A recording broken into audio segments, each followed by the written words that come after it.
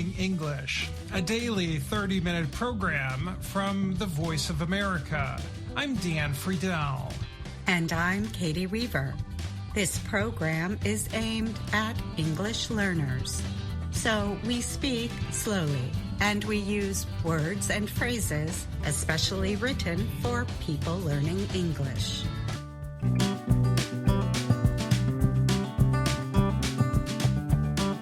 Today on the show, Gina Bennett brings us Ask a Teacher. We also have reports from my co-host Dan Friedel and Anna Mateo.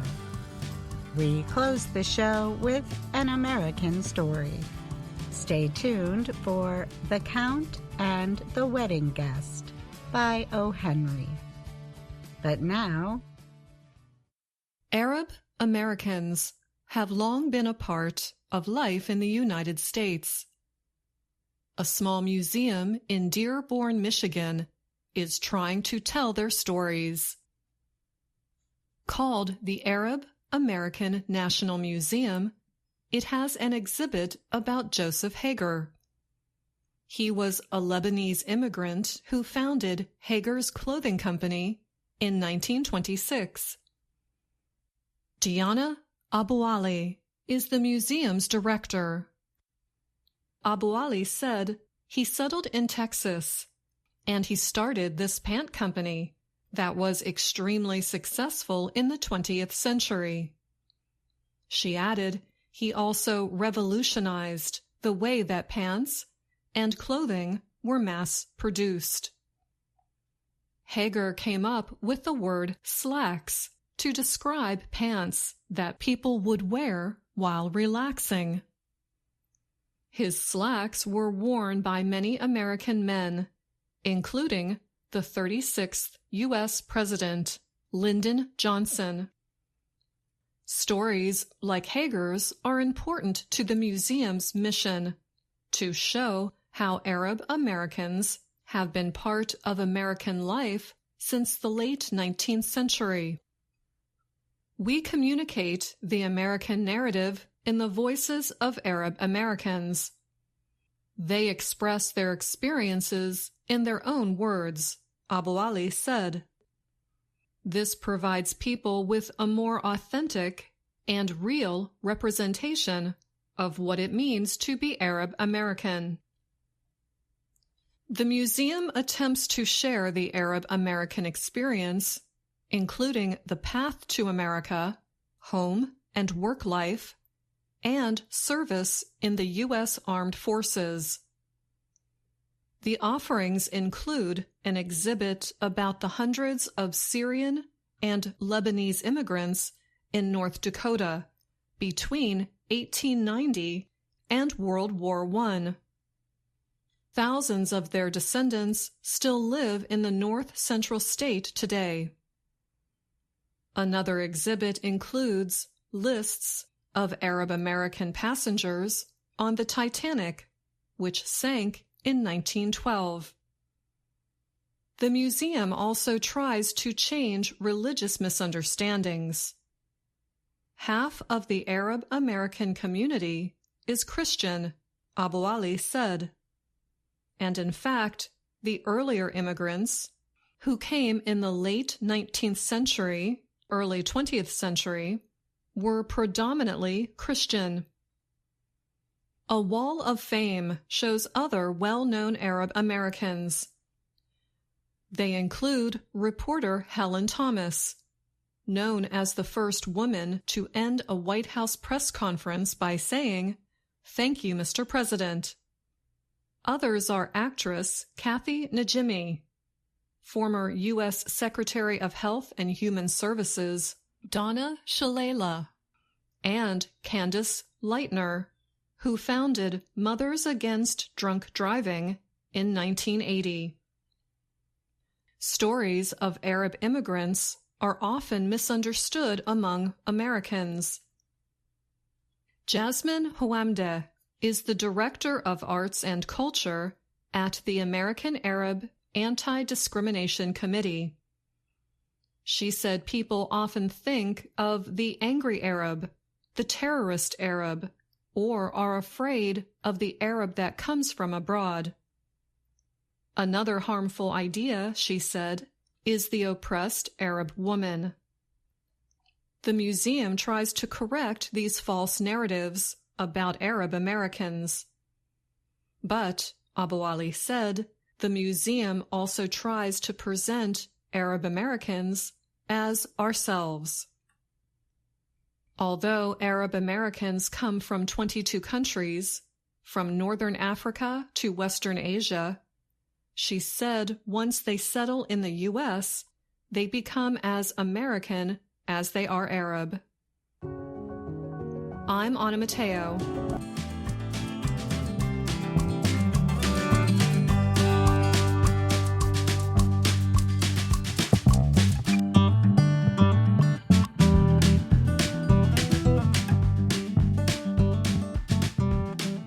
Alexandra is a fashion model in London. She has a twin, but her twin is not her sister. The twin is a product of artificial intelligence, or AI. Whenever Alexandra is not available to work with a photographer, the virtual twin takes her place. When a company chooses to use the AI Alexandra, the real-life version gets paid. Alexandra said her AI twin is exactly like her. Alexandra's twin is an example of how computer images are influencing creative industries. Those in favor of using AI in fashion say the virtual models permit companies to show possible buyers how their clothing looks on people of all shapes and sizes. In the real world, it would be difficult and costly to find a model for every skin color and body shape. The companies that make clothing say using AI prevents people from buying their products, trying them on at home, and then sending them back if they dislike them. The problem is that AI models can take work away from human models, makeup artists, and photographers. The fashion industry has often been criticized for using models who are only white or tall or who fit one idea of beauty. Activists for including many groups in fashion say some companies could seem like they are employing minorities when they are just using AI models. Sarah Ziff is a former fashion model who started Model Alliance, a nonprofit group for workers' rights in the fashion industry.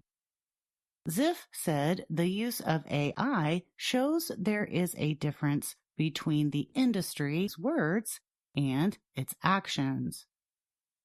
Levi Strauss is an American clothing company known for its blue jeans. In March 2023, the company said it would be testing AI-generated models from a company in Amsterdam.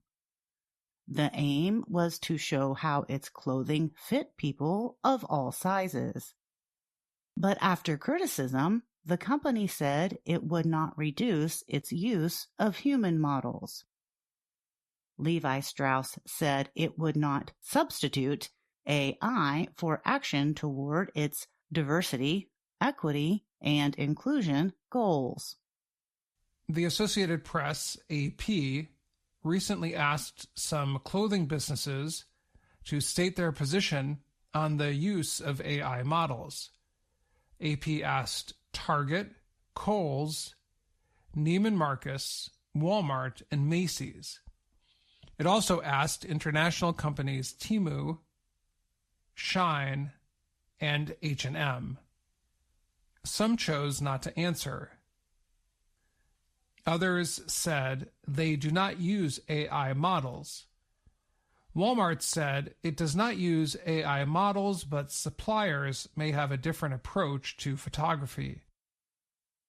LaLaLand.ai creates AI models. Michael Musandu started the company. Musandu grew up in Africa and studied in the Netherlands. He started the company when he saw that not many models looked like him, black and African. One model does not represent everyone that's actually shopping and buying a product, he said. As a person of color, I felt this painfully myself. Musandu said he is seeing a demand for his services, but his product is designed to supplement traditional photography, not replace it. The goal is to help a buyer make better decisions and reduce product returns and waste. In addition, he said, the company creates new jobs for computer programmers who train the systems that create the models. If brands are serious about inclusion efforts, they will continue to hire these models of color, Musandu said. Others in the fashion industry are fully using AI. Cameron Wilson is a former fashion photographer who started a company in Britain called The Digitals. Wilson, who is white, designed a black female model named Shudu in 2017.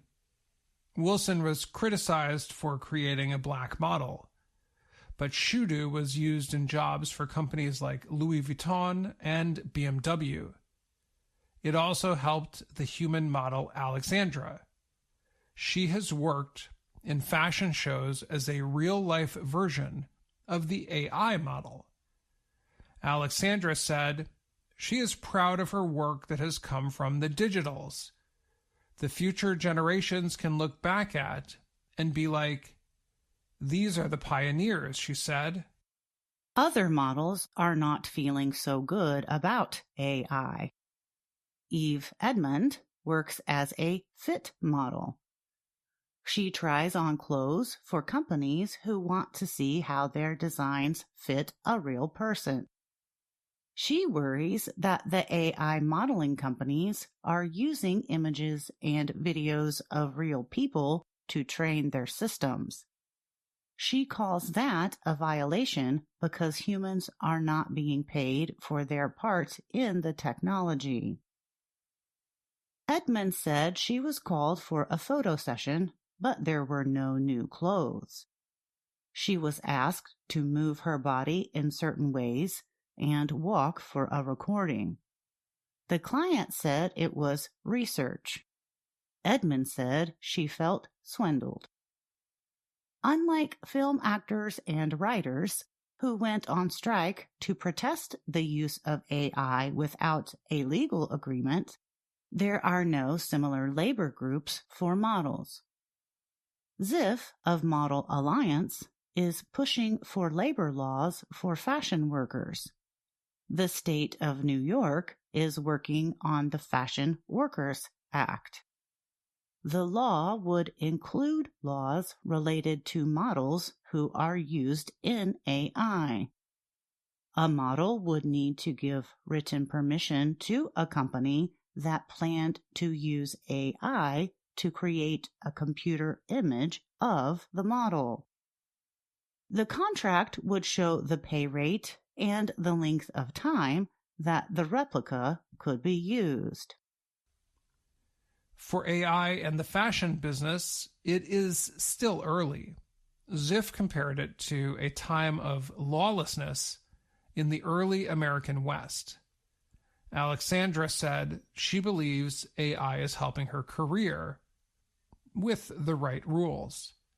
But Edmund is not so sure about AI. She said, Earth has a person of every shade, every height, every size.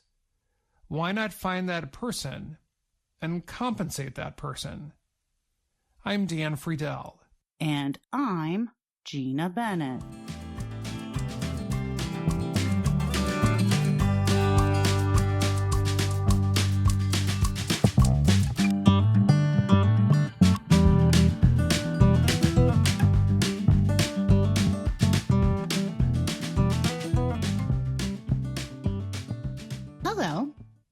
This week on Ask a Teacher, we answer a question that Sanjib Ganguly 3084 posted on our YouTube channel.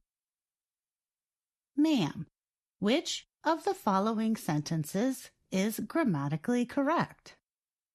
It was last Saturday that we met him. It was last Saturday when we met him. Thank you for writing, Sanjib. This is a very good question.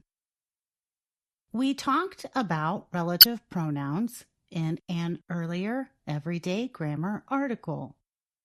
The article explains that relative pronouns help identify or give more information about a noun.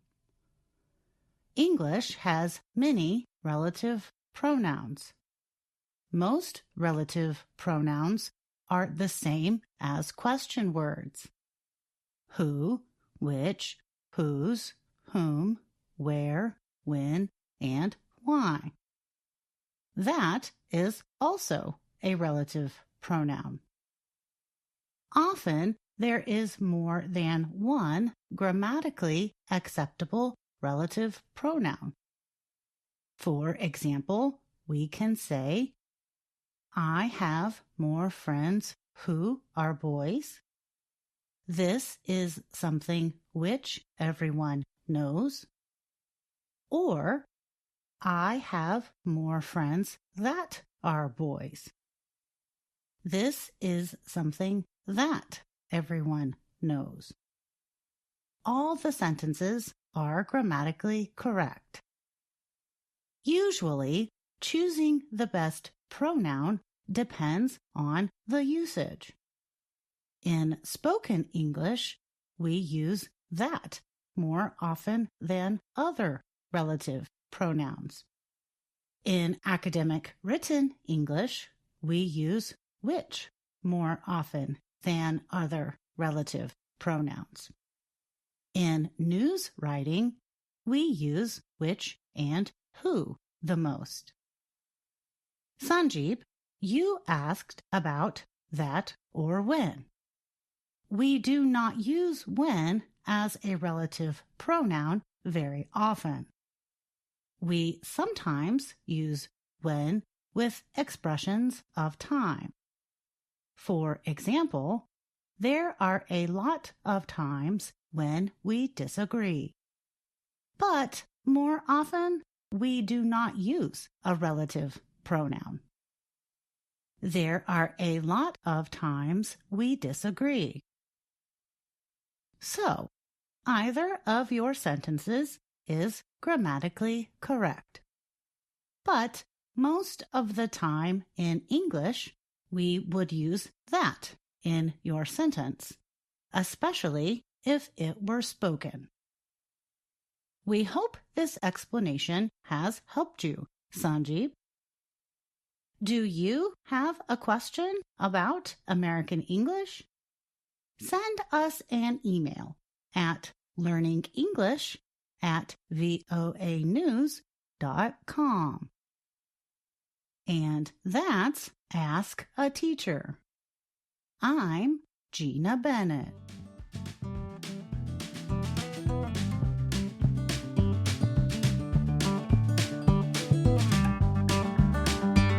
The Count and the Wedding Guest.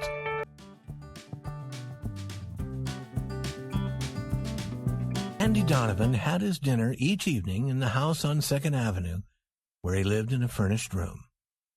One evening at dinner, he met a new guest, a young lady, Miss Conway. Miss Conway was small and quiet. She was wearing a plain brown dress. She seemed interested in very little, except her dinner. And her dinner did not interest her very much. She looked up at Mr. Donovan and spoke his name, and then began to eat again. Mr. Donovan had a smile that everyone liked. He smiled at her and then thought no more about her. 2 weeks later, Andy was sitting outside the house enjoying the cool evening. He heard a movement behind him. He turned his head, and and could not turn it back again. Coming out of the door was Miss Conway. She was wearing a night-black dress of soft, thin cloth. Her hat was black. She was putting black gloves on her hand. There was no white and no color anywhere about her. All black. Someone in her family had died. Mr. Donovan was certain about that. Her rich golden hair lay soft and thick at the back of her neck. Her face was not really pretty, but her large gray eyes made it almost beautiful. She looked up into the sky with an expression of sadness. All black, readers. Think of her. All black, and that golden hair, and looking sadly far away. Mr. Donovan suddenly decided to think about Miss Conway. He stood up. "It's a fine, clear evening, Miss Conway," he said. "It is to them with the heart to enjoy it, Mr. Donovan," said Miss Conway. She took a deep, slow breath. "I hope no one of your family has died." "Death has taken," said Miss Conway, "not one of my family, but one who... I must not speak of my troubles to you, Mr. Donovan." "Why not, Miss Conway? Perhaps I could understand." Miss Conway smiled a little, and oh, her face was sadder than when she was not smiling. "Laugh, and the world laughs with you," she said. "But the world is not interested in sadness. I've learned that, Mr. Donovan. I have no friends in this city, but you have been kind to me. Thank you for it." He had done nothing except offer her the salt at dinner. "It's not easy to be alone in New York," said Mr. Donovan. "But when New York is friendly, it's very friendly. Shall we take a little walk in the park? It might be good for you." "Thanks, Mr. Donovan. I would enjoy it. But I don't want my sadness to make you sad." They went through the open gates of the park and found a quiet seat. "We were going to be married soon," said Miss Conway. "He was a real count. He had land and a big house in Italy. Count Fernando Mazzini was his name. My father didn't want me to marry him. Once we ran away to get married, and my father followed and took me home. I was afraid they were going to fight. But then my father agreed. Fernando went to Italy to make everything ready for me. My father's very proud. Fernando wanted to give me several $1,000s for new clothes, and my father said no. When Fernando went away, I came to the city. I work in a shop. 3 days ago I had a letter from Italy. It said that Fernando had been killed. That's why I'm wearing black. My heart has died, Mr. Donovan, with Fernando. I cannot take interest in anyone. I should not keep you from your friends who can smile and enjoy things with you. Shall we walk back to the house?" Now, readers, if a girl tells a man her heart has died, he wants to make it live again. "I'm very sorry," said Mr. Donovan. "No, we won't walk back to the house yet. And don't say you have no friends in this city, Miss Conway. I'm your friend, and I want you to believe that." "I have his picture here," said Miss Conway. "I wear it on a chain around my neck. I never showed it to anyone, but I will show it to you, Mr. Donovan. I believe you to be a true friend." Mr. Donovan looked for a long time with much interest at the picture. The face of Count Mazzini commanded interest. It was wise, bright, the face of a strong, happy man who could be a leader of other men. "I have a larger picture in my room," said Miss Conway. "When we return, I will show you that. I have nothing more to help me remember Fernando, but he will always live in my heart. I'm sure of that." Mr. Donovan decided that He wanted to take the Count's place in Miss Conway's heart. He did not seem to think he could fail. He would be friendly. He would keep smiling. When they returned to the house, she ran to her room and brought down the picture of the Count. Mr. Donovan looked at it. No one could have guessed what he was thinking. "He gave me this on the night he left for Italy," said Miss Conway. "A fine-looking man," said Mr. Donovan warmly. "Miss Conway, will you go to Coney Island with me next Sunday afternoon?" A month later, they told the other guests in the house on 2nd Avenue that they were going to be married. Miss Conway continued to wear black. A week later, the two sat on the same seat in the park. Donovan had had a sad face all day. He was so quiet tonight that Miss Conway had to ask him why. "What's wrong tonight, Andy?" "Nothing, Maggie. You never were like this before. What is it?" "It's nothing much, Maggie." "Yes, it is. And I want to know.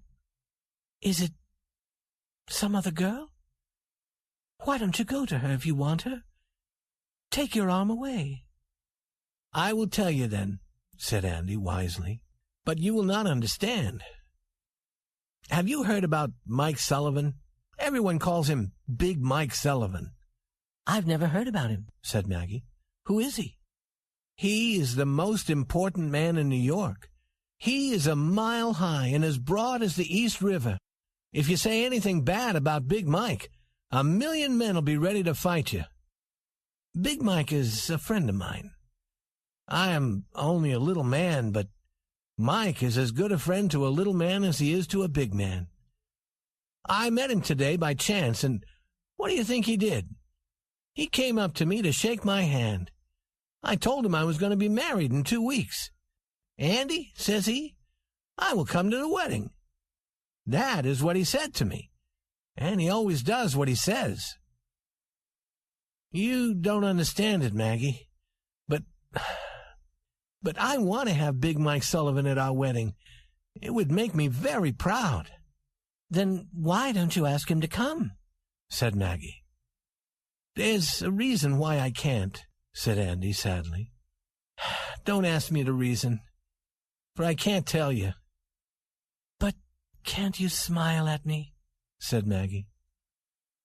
"Maggie," said Andy after a few minutes, "do you love me as much as you loved Count Mazzini?" He waited a long time, but Maggie did not reply. And then, suddenly, she put her head against his shoulder and began to cry. She held his arm, and her tears wet the black dress. "Maggie, Maggie," said Andy, forgetting his own trouble. "Tell me about it." "Andy," said Maggie, "what I told you was not true. And there never was any Count. There never was a man in love with me. All the other girls had men in love with them. And, Andy, I look good in black. You know I do. So I went to a shop where I could buy that picture. And that story about the Count, none of it was true. I said he had died because I wanted to wear black. And no one can love me because I didn't tell the truth. I never liked anyone but you, and that's all." But Andy did not move away. Instead, his arm pulled her nearer to him. She looked up and saw that he was smiling. Do you still love me, Andy?" "Sure," said Andy. "You have made everything fine, Maggie. I hoped you would do it before the wedding day. Good girl." "Andy," said Maggie after a little time, "did you believe all that story about the Count?" "No, not very much," said Andy, "because that is Big Mike Sullivan's picture that you're wearing on the chain around your neck." That's all the time we have for today's show, but join us again tomorrow for another VOA Learning English program. Thanks for listening. I'm Katie Weaver.